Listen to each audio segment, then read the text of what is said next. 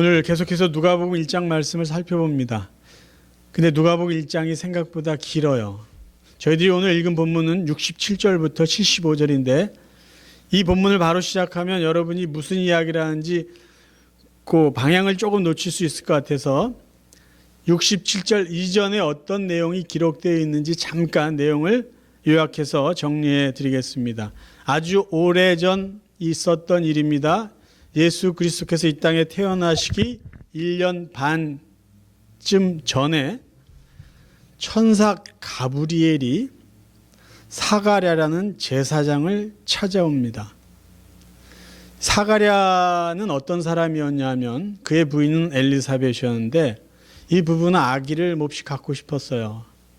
근데 아기가 생기지 않습니다. 그렇게 나이를 먹어서 더 이상 자녀에 대한 기대감이 사라졌을 때입니다. 제사장이었던 사가랴는 많은 제사장 중에 자기 차례가 와서 성전에 가서 하나님께 제사 드리는 것을 돕고, 그러니까 백성들이 하나님께 제사 드린 걸 돕고 제사장 일을 하고 있었습니다. 그런데 갑자기 천사가 찾아와서 내년 이맘쯤에 너희 가정에 아들을 주시겠다라고 말씀을 합니다. 그래서 깜짝 놀라죠. 그래 이렇게 반문을 해요. 우리 부부는 이제 늙어서 자녀를 가질 수 없는데 웬 아기입니까?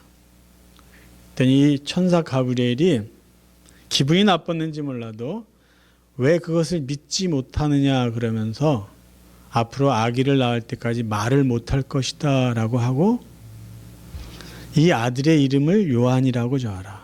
그리고 이 아들은 메시아의 길을 예배하는 그런 귀한 역할을 할 아기다 라고 말씀하고 떠납니다. 근데 그때부터 정말 사가랴가 말을 못하는 거예요. 집에 왔더니 며칠 지났는데 아내가 아기를 갖고 10개월이 지나서 정말 아들이 태어납니다. 주위에 있는 가족들이 사가랴라는 이름을 그 아이에게 지어주려고 했을 때 이 사가랴 제사장이 글씨를 써요. 말을 못하니까. 아니에요. 이 아이의 이름은 요한이라고 해야 됩니다. 다른 사람들이 놀라는 거예요. 아니 요한이란 이름은 우리 가문에 이렇게 낯선 이름인데 왜 하필 요한이냐. 그럴 때 입이 터집니다. 드디어 입이 열려요. 그러면서 지금 우리가 읽은 내용을 사가랴가 성령 충만한 상태로 예언하고 찬양하는 것이에요. 자, 오늘 우리가 읽은 본문 말씀에 이 제사장 사가랴가 천사의 말을 듣고 하나님의 어떤 뜻을 구원의 메시지를 듣고 입이 열려서 사람들에게 선포하는 내용 두 가지를 살펴볼 거예요. 하나는 하나님께서 사가랴의 입을 통해서 알려주시는 복음의 내용, 두 번째는 하나님께서 사가랴의 입을 통해서 우리들에게 알려주시는 복음의 목적. 그러니까 하나님께서 이 세상에 하나님의 백성들을 구원해 주실 것이다. 그 구원은 어떤 내용인지와 하나님께서 사람들을 구원해 주시는 이유와 목적이 무엇인지를 이 짧은 구절 속에 사가랴를 통해서 우리에게 주십니다. 이 두 가지를 오늘 같이 한번 살펴보겠습니다. 첫째, 하나님께서 사가랴를 통해서 세상에 있는 하나님의 백성들을 구원해 주실 것이다라는 구원의 내용을 지금 우리는 읽었습니다. 그 내용은 어떤 것일까요? 근데 이 내용을 살펴보기 전에 우리가 먼저 하나 확인하고 지나가야 될 것이 있습니다. 67절을 보면 사가랴가 성령의 충만함을 입어 예언했다라는 표현이 있어요. 자, 여기서 성령의 충만함을 입어라는 의미는 수동형입니다.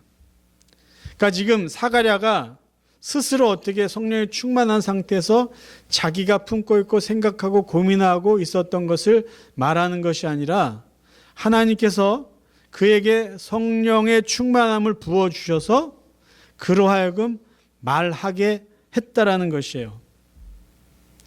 좀 더 쉽게 표현하면 지금 사가랴가 찬양하고 예언하는 말은 그의 생각이 아니라 하나님이 그에게 불어넣어 주신 하나님의 뜻을 그는 말하는 것 뿐이라는 것이에요.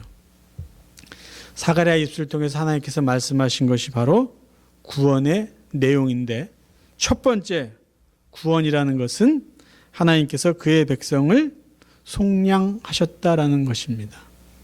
자, 구원의 내용, 메시지가 뭐냐? 그의 백성을 돌아보사 속량하셨다라는 것이에요. 사가랴는 이 말을 하기 전에 찬양합니다라고 표현을 해요. 그리고 그 이유를 하나님이 그의 백성을 돌아보사 속량하셨다라고 합니다. 구원의 내용은요, 우리가 마땅히 찬양해야 될 감사한 내용입니다. 왜 찬양합니까? 하나님께서 그의 백성을 돌아보시고 속량해 주셨기 때문입니다. 단어의 의미를 살펴볼게요. 돌아보시다라는 의미는요, 직접 찾아와서 살펴보신다는 의미예요. 이렇게 대충 둘러보는 게 아니라 직접 찾아와서 살펴보신 거예요. 속량하셨다라는 것은 우리가 다 알고 있습니다. 노예가 있는데 그를 자유케 하기 위해서 노예의 몸값을 지불해서 그 노예를 사서 자기 노예로 부리는 게 아니라 자유롭게 살 수 있도록 풀어주는 것이에요.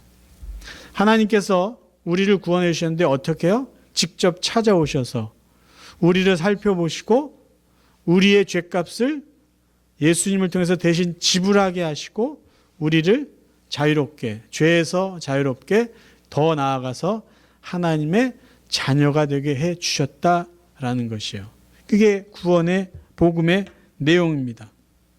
지금 사가랴는 거의 10개월 동안 아무 말도 하지 못하고 있다가 하나님의 약속이 자기 부인을 통해서 성취된 것을 보고 하나님이 그에게 말씀하신 복음을 사람들에게 전하고 있어요. 근데 아직은 이루어지지 않았죠. 그렇죠? 이제 6개월 후에 예수님이 태어나시고 30여 년이 지난 다음에 하나님이 이스라엘 백성 또 택한 하나님의 백성을 속량하시기 위한 예수 그리스도의 십자가 사건이 벌어집니다. 그 계획을, 그 뜻을 하나님 사가랴 입술을 통해서 선포하고 계신 거예요. 구원의 내용은 뭐라고요? 하나님이 자기의 백성을 직접 찾아오셔서 돌아보시고 그 죄의 값을 지불하셔서 구원해 주신 것이 하나님께서 우리를 구원해 주신 내용이라는 것이에요. 두 번째, 사가랴 입술을 통해서 하나님이 말씀해 주시는 복음의 내용은 구원은 약속의 성취다라는 것이에요. 자, 중간에 조금 생략하고 72절부터 읽습니다. 우리 조상을 긍휼히 여기시며 그 거룩한 언약을 기억하셨으니 곧 우리 조상 아브라함에게 맹세하신 맹세라. 하나님이 오래전에 아브라함과 약속한 것을 드디어 지금 이 시대에 예수 그리스도를 통해서 성취해 주신다. 성취해 주실 것이다. 그것이 바로 구원의 내용이라는 것이에요. 구세주를 보내겠다. 성경에 많은 예언자가 메시아를 보낼 것이다. 때가 되면 죄에서 그의 백성들을 구원해 줄 것이다라는 예언을 반복해서 합니다. 근데 가장 구체적으로 예언한 것은 이 아브라함을 통해서 하나님이 약속하신 거예요. 창세기 22장에 보면은 하나님이 아브라함에게 이런 약속을 하십니다. 네 씨로 말미암아 천하 만민이 복을 얻으리니. 근데 그 전에 하나님은 아브라함을 축복하시고 그 자녀가 번창하겠다라는 약속을 해주셨어요. 그런데 창세기 22장 아들 이삭을 하나님께 바치려고 하는 그의 믿음과 순종을 보시고 하나님이 다시 약속하실 때는 네 씨 한 사람을 통해서 천하 만민에게 복을 주시겠다고 구체적으로 약속하셨어요.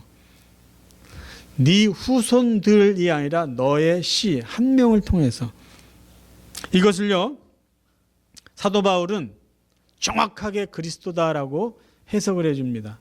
갈라디아 3장 16절에 보면 이 약속들은 아브라함과 그 자손에게 말씀하신 것인데 여럿을 가리켜 그 자손들이라 하지 아니하시고 오직 하나를 가리켜 네 자손이라 하셨으니 곧 그리스도다. 그러니까 하나님이 아브라함에게 그러니까 구원자를 약속하셨는데 그게 누구냐? 예수 그리스도다라고 창세기 22장에 있는 말씀을 사도 바울은 해석해주고 있는 것이에요. 자, 사가랴가 성령 충만함을 입어 찬양하면서 선포하고 알려주는 구원의 내용은 아브라함에게 약속하신 그 약속을 지금 이루어 주시는 것이다 라고 이야기해 주고 있어요. 무엇을 얘기합니까? 구원은요, 인간들이 요구해서 시작한 것도 아니고요, 인간들이 스스로 성취한 것도 아니고 하나님이 오래전에 약속하시고 그 약속들을 하나님께서 이루어 주신 것이다 라는 말씀이에요. 그래서 우리는 구원을 은혜다라고 표현하는 것입니다. 다시 한번 정리하겠습니다. 하나님께서 사가랴 예수를 통해서 말씀하시는 구원의 내용은 인간들을 직접 찾아오셔서 그들의 죄값을 지불하시고 인간을 자유케 하신 것이고, 그렇게 하신 그 은혜는 오래전에 하나님께서 약속하신 것을 이제 성취하신 것이다. 그 구원은 하나님의 은혜다라는 것을 말해주고 있습니다. 그럼 이제 두 번째 우리가 살펴볼 게 있어요. 하나님께서 우리를 구원해 주신 목적이 무엇이냐라는 거예요. 구원의 내용들이 있는데요. 그럼 우리를 왜 그렇게 구원해 주셨느냐라는 것입니다. 우리가 지금 개역 성경으로 읽었는데 헬라어 원본을 보면요, 개역 성경보다 쉬운 성경 번역본이 훨씬 헬라어 원본에 가깝습니다. 왜냐하면 조금 순서의 차이가 있기 때문이에요. 제가 쉬운 성경으로 누가복음 1장 74절 75절을 다시 한번 읽어드릴게요. 그러니까 하나님이 왜 우리를 구원해 주셨는지에 대한 설명입니다. 우리로 원수의 손에서 건지심을 입고 종신토록, 이거는 저거죠. 개역 성경이고요. 쉬운 성경으로요. 우리를 원수들의 손에서 구원하셔서 두려움 없이 주님을 섬기게 하셨고 평생 동안 주님 앞에서 거룩하고 의롭게 살아가게 하셨다. 그러니까 우리를 구원하신 이유는요, 두 가지로 요약할 수 있어요. 두려움 없이 주님을 섬기게 하시기 위해서고요. 우리를 구원해 주신 이유는 평생 동안 주님 앞에서 거룩하고 의롭게 살게 하시기 위해서라는 거예요. 자, 첫 번째 목적. 두려움 없이 하나님을 섬기게 해주시기 위해서 우리를 구원하셨다. 두려움은 뭔가요? 겁나는 거 아니에요, 겁나. 그럼 왜 이 단어를 썼을까요? 과거에는요, 그러니까 예수님이 오시기 이전에 특별히 유대인들은요, 하나님을 정말로 두려운 대상으로 생각했어요. 왜 그랬냐면 하나님이 직접 이런 말씀하셨습니다.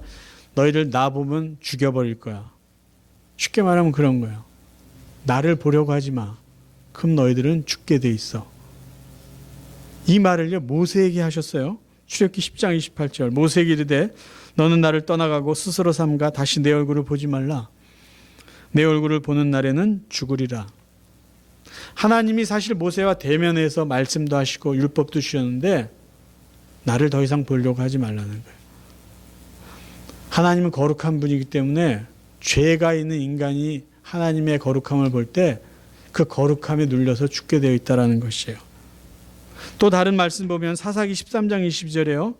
삼손의 아버지 마노아가 자기 부인에게 말하는 거예요. 그 아내에게 이르되 우리가 하나님을 보았으니 반드시 죽으리로다.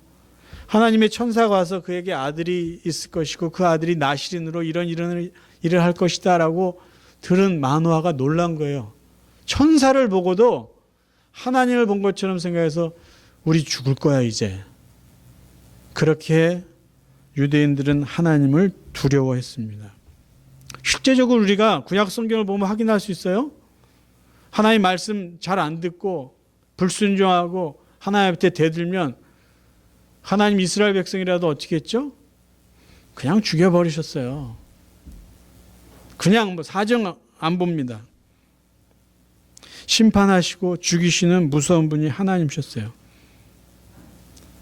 그래서 이스라엘 백성들은요, 하나님 하면은 하나님의 어떤 좋고 위대하고 이런 거보다는요, 무서워요. 두려워요. 그런 존재가 하나님이었는데 지금 사가랴는 하나님이 너희들을 구원해 주실 것이다 이야기하면서 그 이유를 두려움 없이 섬기게 하시기 위해서다라고 이야기를 해주고 있어요. 왜 그런 이야기를 할까요? 어떻게 우리가 하나님을 두려움 없이 섬길 수 있을까요?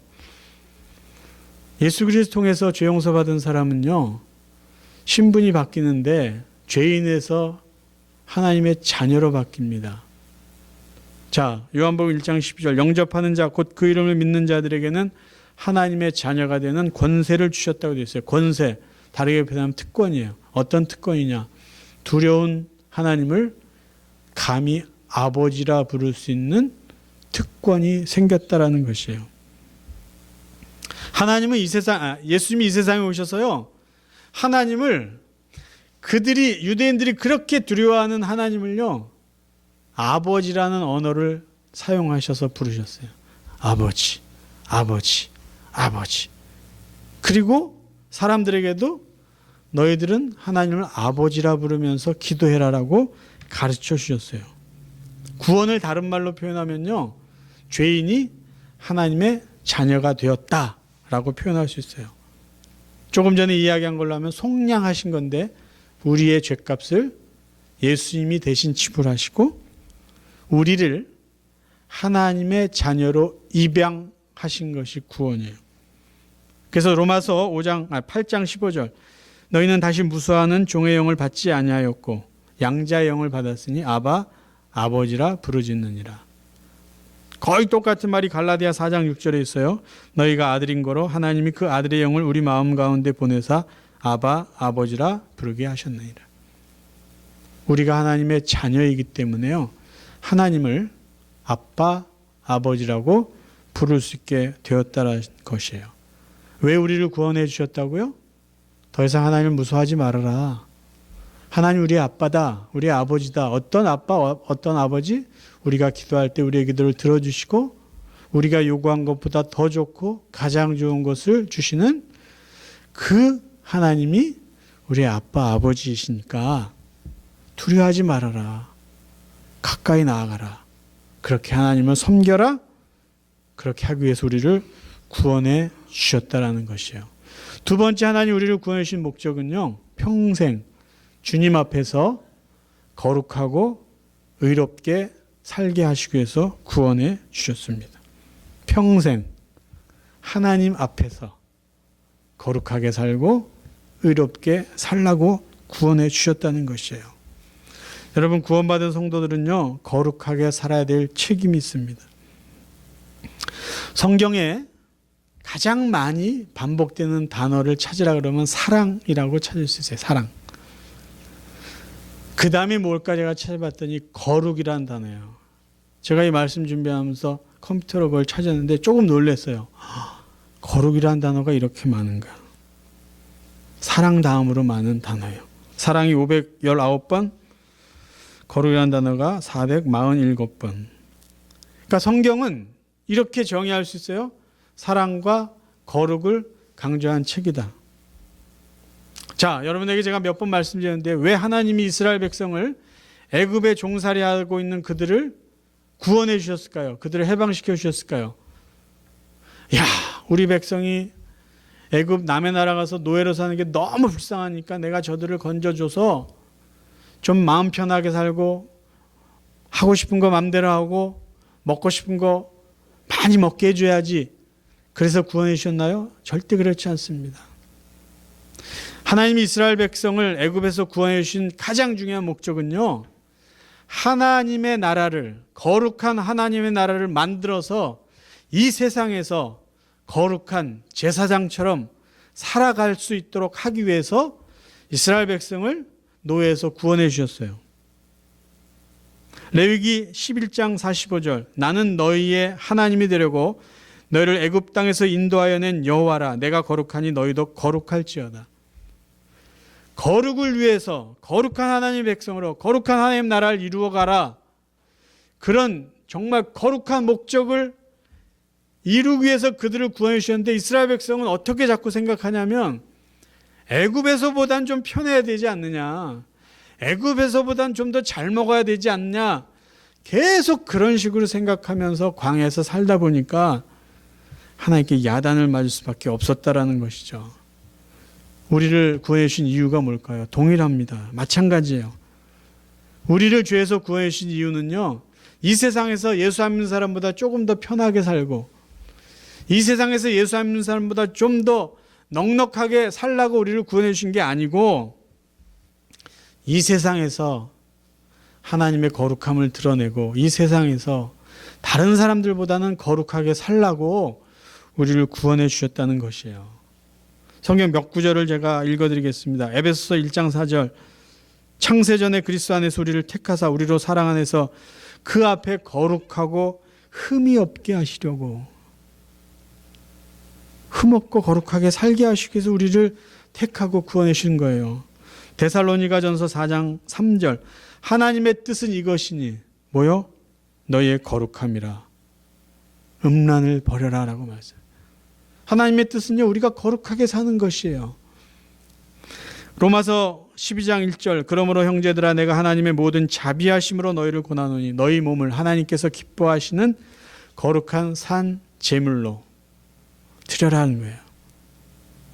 그러니까 우리가 살아가면서 하나님 앞에 드릴 예배는 삶이에요. 어떤 삶이요? 거룩하게 살아가는 것. 그래서 하나님 우리를 구원해 주셨다는 거예요. 그런데 문제는 하나님 우리를 거룩하게 살게 하기 위해서 구원해 주셨는데, 내가 예수를 그리스도로 믿는 순간 우리가 거룩해지지 않는다라는 것이죠. 저절로 내 생각이나 내 언어나 내 삶이 거룩해지지 않는다는 것이 문제예요. 근데 왜 그럴까요? 하나님은 그렇게 살라고 우리를 구원해 주셨는데 왜 우리는 자연스럽게 거룩해지지 못할까요? 사탄 때문이에요.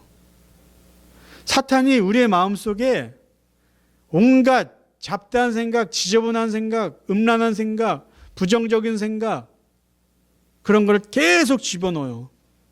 그리고 우리를 넘어뜨리려고 유혹합니다. 사단이 이 세상에 존재하는 목적은요, 하나님의 백성들이 하나님과 멀어져서 하나님이 원하신 뜻대로 살지 못하게 방해하는 것이에요.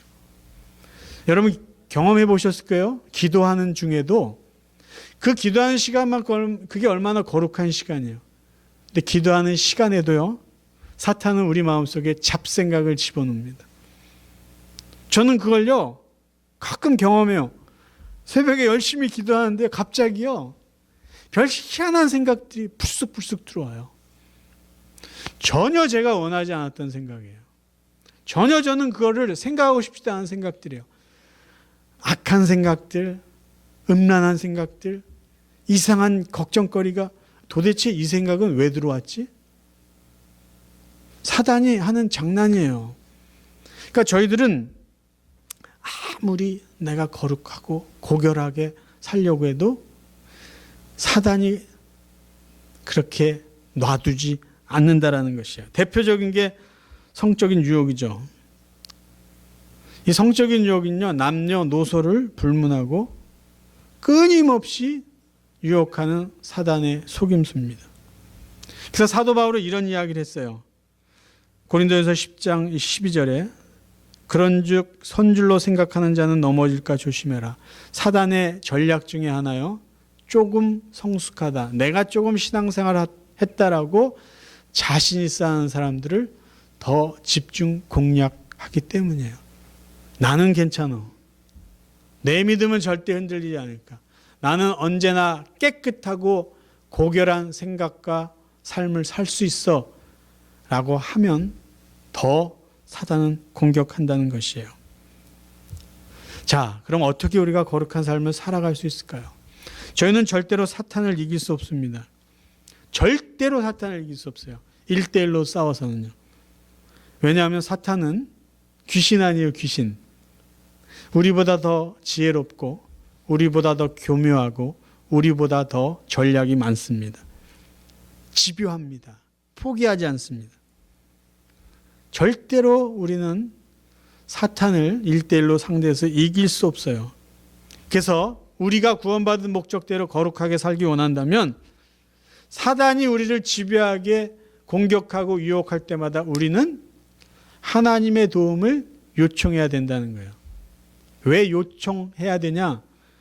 하나님이 미리 약속해 주셨어요. 너 사단의 유혹을 받아? 그런 것 같아? 그래서 힘들어? 나에게 요구해. 내가 사단의 유혹을 물리칠 수 있는 힘을 주고 피할 길을 열어줄게. 자, 고린도서 10장 13절을 현대어 성경본으로 읽어드리겠습니다. 여러분에게 파고드는 악한 욕망은 새로운 것도 별다른 것도 아니라는 점을 기억하십시오. 많은 사람들도 여러분보다 앞서 같은 문제에 부딪혀 싸워왔기 때문입니다. 사단의 공격에 놀랄 필요 없다라는 거예요. 사단의 유혹에 뭐 이렇게 겁낼 필요 없다라는 거예요. 모든 사람은 다 그 유혹을 받는다는 거죠. 그런데 중요한 말씀이 있어요. 도저히 대항할 수 없는 유혹이란 없습니다. 하나님께서는 여러분이 물리칠 수 없을 만큼 강한 유혹을 당하도록 내버려 두시지 않습니다. 하나님께서 이것을 약속해 주셨고 또 그분은 말씀하신 대로 실행하십니다. 유혹을 피할 수 있는 길을 보여주실 하나님을 믿고 여러분은 인내로서 그 유혹을 극복해야 됩니다. 유혹이 없을 수는 없어요. 근데 이길 수는 있어요. 어떻게 해요?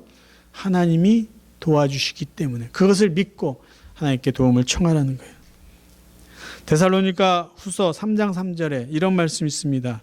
주님은 진실한 분이므로 여러분을 강하게 하시고 온갖 사단의 공격에서 지켜줄 것입니다. 현대어 성경에 이렇게 기록되어 있어요. 내가 강해서 사단을 이기는 게 아니에요. 내가 능력이 있어서 사단의 유혹을 물리치는 게 아니에요. 하나님 우리를 강하게 해주시고 우리에게 지혜를 주시고 피할 길을 주시고 하나님이 사단의 공격을 막아주시기 때문이에요. 그러니까 여러분 하나님이 우리를 구원해 주셨어요. 왜요? 거룩하게 살아라. 그리고 살 수 있도록 우리를 도와주시는 분이에요. 자, 우리를 구원해 주신 두 번째 목적은요. 평생 하나님 앞에서 의롭게 살라고 하신 거예요. 의롭게 산다는 것은 뭘까요? 의에 대한 개념을 우리가 좀 더 정리할 필요 있어요. 의는 헬라어로 디카요시네라고 하는데요. 두 가지로, 사실 굉장히 어려운 단어인데 두 가지로 정리할 수 있어요. 한 가지 의는 뭐냐면 하나님께서 인정하실 수 있는 올바름, 깨끗함, 정의로움, 완전함 이런 거예요. 그러니까 하나님이 그래 됐어 라고 인정해 줄 수 있는 상태가 의예요. 근데 우리 안에는요 하나님이 인정하실 만큼 완전함이 없습니다. 성경에는요 이 세상에 의는 하나도 없다라고 그랬어요. 근데 하나님 우리를 보러 어떻게 의롭게 살라고 하셨을까요? 우리의 의 때문에 아니라 예수 그리스도 안에 있는 하나님 인정하시는 그 온전함, 깨끗함, 올바름, 그 정의로움을 하나님 우리에게 주셨어요. 그리고 하나님 뭐라 그랬냐면 그래 앞으로 너는 의로운 자야.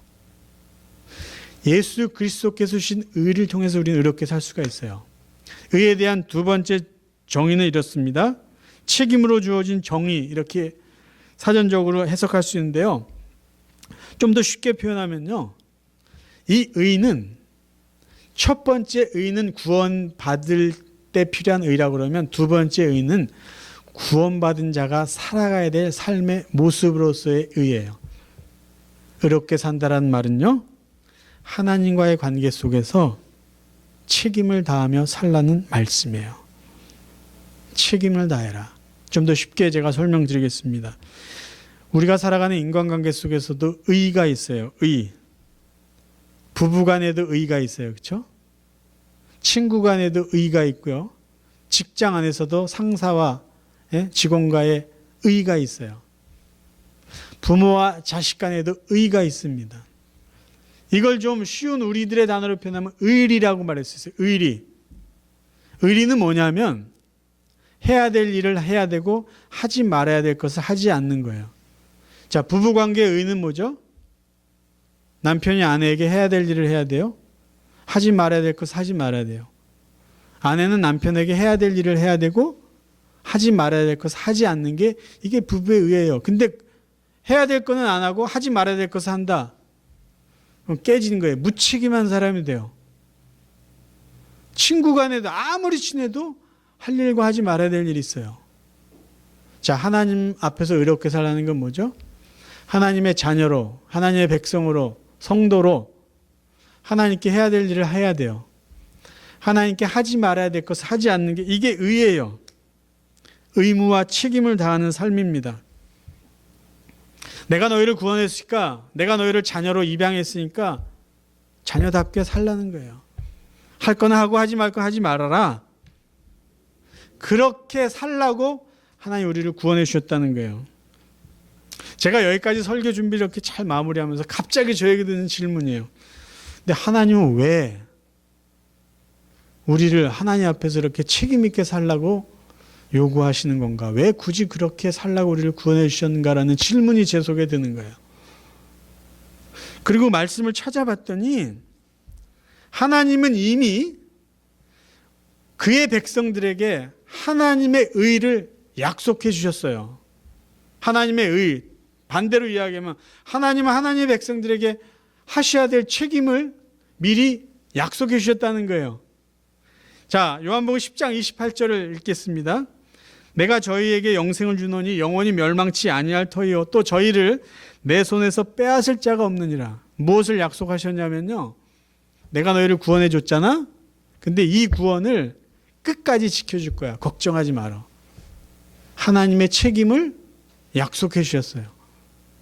보장해 주셨어요. 그리고 인간에게 요구하십니다. 너희는 내 앞에서 의롭게 살아. 나는 너희들을 위해서 내가 할 일을 할 거야. 너희들은 하나님 앞에서 내 앞에서 너희들이 할 일을 해. 한 번 구원은 영원한 구원입니다. 취소되지 않을 영원한 구원이에요. 하나님 우리를 붙잡고 계시기 때문에 그 구원을 그 누구도 빼앗을 수 없다라는 거예요. 자, 저희들은 살다 보면 건강을 잃을 수도 있어요. 때로는 온전한 정신이 흐려질 수도 있어요. 손과 다리에 힘이 빠질 수도 있어요. 어떨 때는 우리의 믿음이 흔들릴 때도 있어요. 그런데 결코 잃지 않고 빼앗길 수 없는 게 하나 있어요. 그건 뭐냐면요, 구원이에요. 왜요? 왜 잃지 않고 왜 빼앗기지 않을까요? 왜 놓치지 않을까요? 하나님이 붙잡고 계시기 때문이에요. 내가 정신이 혼미해졌어요. 내가 죽어가고 있어요. 그래서 내 의식으로 내가 하나님을 아버지라 부르지 못하는 상태에 빠질 수도 있어요. 그럼에도 불구하고 저의 구원은 취소되거나 변경되지 않는다는 거예요. 왜? 하나님이 꽉 붙잡고 계시기 때문에. 그렇게 해주시겠다고 신실하신 그분이 약속해 주셨기 때문이에요. 오래전에 아브라함에게 약속한 것을 이루어주신 신실하신 분인데, 그래서 아들까지 죽이신 분인데, 그리고 약속해 주신 건데 그걸 안 이루어 주시겠어요? 디모데후서 2장 13절 현대어 성경으로 읽어드립니다. 비록 우리가 믿음이 다 없어진 것처럼 연약해질 때도 그리스도께서는 여전히 우리에게 신실하시고 우리를 도와주십니다. 주님의 한 부분인 우리를 주께서 떼어버리실 수 없습니다. 주께서는 우리와 맺은 약속을 언제나 지켜주실 것입니다. 아멘. 빌립보서 1장 6절 너희 속에 착한 일을 시작하신 이가 누구예요? 하나님 아니에요. 그리스도 예수의 날까지 이루실 줄을 우리가 확신하노라. 아멘입니다. 아멘. 우리를 구원하신 그 착한 일을 시작하신 그분이 끝까지 그 구원을 이루어 주시겠다는 것이에요. 말씀을 정리하겠습니다. 하나님은 그의 백성을 구원해 주시겠다고 아주 오래전에 약속하시고 그 약속을 지켜주셨어요. 어떻게 해요? 당신의 아들 예수 그리스도를 대신 죽게 하셔서 속량하셔서 우리를 자녀 삼아 주셨습니다. 왜 그랬을까요? 더 이상 무서워하지 말라는 거예요. 야, 내가 너희를 자녀 삼았어. 나를 아버지라 불러. 그리고 기도해. 너희들이 필요한 거 기도하면 내가 알아서 들어주고 너희들 책임져 줄 테니까 나를 아버지라 부르고 나를 두려움 없이 섬겨라. 그러기 위해서 우리를 구원해 주셨어요. 그리고 하나님 우리에게 약속을 하십니다. 구원시켜준 그 백성에게 이렇게 약속하였어요. 내가 너희 구원했는데 끝까지 내가 책임져 줄게. 걱정하지 마. 너희들 뭐 이렇게 저렇게 살다가 믿음이 흔들려. 걱정하지 마. 걱정하지 마. 내가 시작한 구원 내가 끝까지 붙잡아 줄 테니까 걱정하지 말고 살아. 그리고 우리에게 두 가지를 부탁하시고 두 가지 삶을 기대하고 계세요. 뭐요? 평생 하나님 앞에서 거룩하게 살고 의롭게 살았으면 정말 좋겠다라는 거예요. 힘들면 도움을 부탁해. 내가 도와줄게. 내가 너희를 구원한 이유는 거룩하게 살고 의롭게 사는 것이야. 이 세상에서 조금 더 편하고 조금 더 잘 먹고 그게 내가 너희를 구원해 준 목적이 아님을 기억하라는 말씀입니다. 사랑하는 성도 여러분, 제가 말씀을 정리하면서 여러분 기억할 두 가지와 다짐할 두 가지를 여러분에게 말씀하고 함께 기도하겠습니다. 우리가 기억해야 될 두 가지 뭐죠? 하나님께서 오래전에 약속하신 구원을 예수님을 통해서 지켜주셨다는 거예요. 약속을 성취해 주신 하나님, 우리를 구원해 주신 하나님의 은혜를 기억하세요. 두 번째, 우리의 구원을 끝까지 책임져 주시겠다고 약속하신 것을 기억하십시오. 우리를 구원해 주신 은혜를 기억하시고요. 하나님의 약속을 기억하세요. 그리고 두 가지를 다시마하세요. 그러면 저희도 거룩하게 살겠습니다. 그러면 저희들도 의롭게 살겠습니다. 하나님 앞에서 해야 될 것과 하지 말아야 될 것을 제대로 구분해서 살겠습니다. 오늘 두 가지를 기억하고 두 가지를 결단하는 귀한 이 시간, 그리고 평생 하나님 앞에서 그렇게 살아갈 수 있는 복된 성도 되시기를 주님의 이름으로 축원합니다.